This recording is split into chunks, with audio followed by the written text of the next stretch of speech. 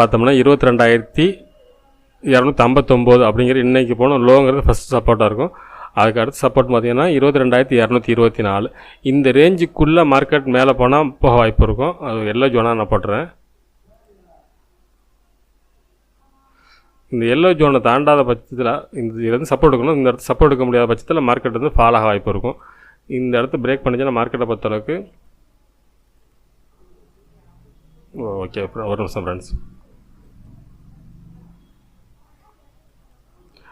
அந்த 22,018 அது 22,000 ரேஞ்ச் வரைக்கும் இறங்குது வாய்ப்பு இருக்கும். இந்த 22,224 பிரேக் பண்ண பட்சத்தில் மார்க்கெட்டை பொறுத்தளவுக்கு அடுத்த சப்போர்ட்னு பார்த்தோன்னா 22,018 அப்படிங்கிறது தான் அடுத்த சப்போர்ட்டருக்கு வாய்ப்பு இருக்கும். என்னோடய பாயிண்ட் ஆஃப் வியூவில் மார்க்கெட்டை பொறுத்தளவுக்கு அந்த 22,224 பிரேக் பண்ணால் அடுத்தடுத்து மார்க்கெட் ஃபால் ஆக தான் வாய்ப்பாக இருக்கும்.